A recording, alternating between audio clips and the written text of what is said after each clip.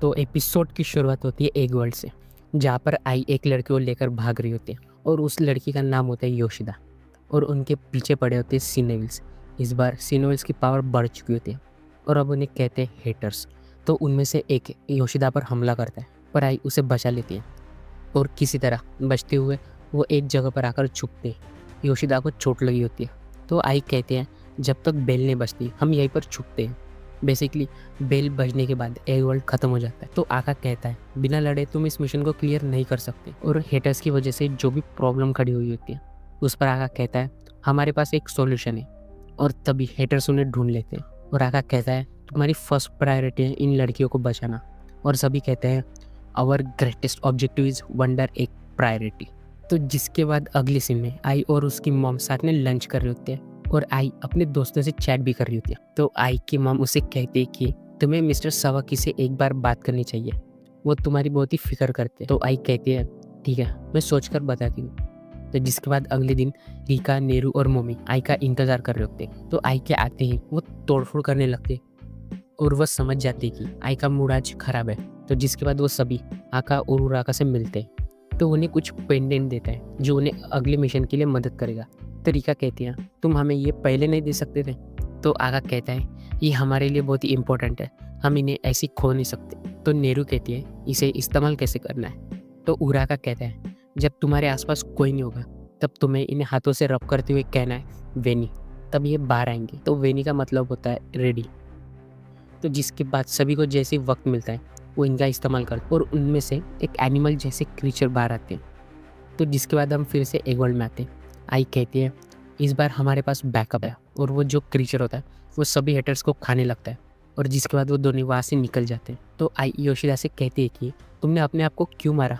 तो योशिदा कहती है मैं मरे हुए लोगों को देख सकती हूँ पर कोई मुझ पर यकीन नहीं करता, इसी की वजह से मेरे दोस्त भी मुझसे डरने लगे, यहाँ तक कि टीचर्स और मेरे मॉम डैड ने भी मुझ पर भरोसा नहीं किया। उन्होंने मुझे हॉस्पिटल में एडमिट कर दिया।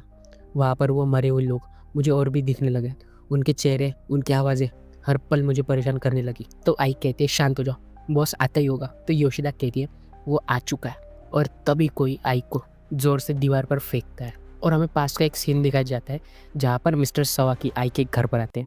तो जिसके बाद वो साथ में डिनर कर रहे होते हैं। तो आई की मॉम कहती है हम सोच रहे कि हम डेट करें। और ये सुन के आई बहुत ही शॉक हो जाती है और आगे उसकी मॉम ये कहती है कि तुम्हें ये ठीक नहीं लगता और अगर तुम्हें से कोई प्रॉब्लम है तो हम ऐसा नहीं करेंगे। और जिसके बाद अगले दिन आई सब कुछ अपने दोस्तों को बताती है और ये सुन के मोमाई बहुत ही खुश होती है और कहती है मतलब हम एक फैमिली होने वाले। पर आई थोड़ी परेशान होती है। तो मोमाई कहती है तुम खुश नहीं लग रही, क्या तुम उनके अगेंस्ट हो। तो आई कहती है मैंने उनसे कह दिया कि तुम लोग कुछ भी करो, मुझे कुछ लेना देना नहीं और आगे चलकर मैं उनके साथ भी नहीं रहूँगी। तो मोमाई कहती है तुम्हें तुम्हारे पहले डैड के लिए बुरा लग रहा है। तो आई कहती है नहीं, वो तो अपनी लाइफ में खुश होंगी। तो रीका जो होती है वो मोमाई से कहती है तुम्हें पता भी है लोग मिस्टर सवाकी के बारे में क्या सोचते हैं। तो मोमाई कहती है तुम्हारा मतलब ये है कि मेरे अंकल का हाथ है कोई तो कि सुसाइड में। और इसी बात को लेकर दोनों के बीच में बहस होने लगती है और गुस्से में मोमाई वहाँ से चली जाती है। और जिसके बाद नेहरू आई से कहती है तुम भी मिस्टर सवाकी को पसंद करती। और आई कहती है कि तुम्हें क्या कह रहे हो, ऐसा कुछ भी नहीं है। और रीका ये सब सुनकर बहुत ही खुश होती है। तो जिसके बाद हम प्रेजेंट में आते हैं जहाँ पर योशिदा चिल्ला रही होती है कि रुक जाओ मेरे पास मत आओ। और तभी आई उसे बचाने के लिए वहाँ पर आती है पर वहाँ पर कोई भी नहीं होता। पर तभी कोई आई पर अटैक करता है और उसे बहुत ही बुरी तरीके से मारने लगता है। तो योशिदा कहती है रुक जाओ प्लीज़, उसे मारो मत। पर वहाँ पर कोई भी नहीं होता। और तभी योशिदा अपना जो ब्रेसलेट होती है वो आई की तरफ फेंकते हैं, उसे प्रेयर बिट्स कहते हैं और उसे छूते ही आई को पास की कुछ बातें याद आती है। और जिसके बाद वो मॉन्स्टर आई को दिखने लगता है और वो मॉन्स्टर आई पर हमला करता है। तभी आई उसे अपने हाथों से रोक लेती है और जिसके बाद वो उस मॉन्स्टर को अपने वेपन की मदद से मार देती है। और योशिदा आई के गले लगती है और कहती है अकेले इनसे लड़ना बहुत ही मुश्किल होता होगा। और योशिदा कहती है तुम मुझ पर भरोसा करती हो। तो आई कहती है हाँ बिल्कुल। और जिसके बाद वो मॉन्स्टर और योशिदा दोनों वहाँ से गायब हो जाते हैं। तो जिसके बाद अगले दिन आई बात ले रही होती है और पता नहीं उसे क्या होता है। वो अपनी मॉम से कहती है मैं बाहर जा रही हूँ। तो आई की मॉम कहती है तुम इस वक्त कहाँ पर जा रही हो।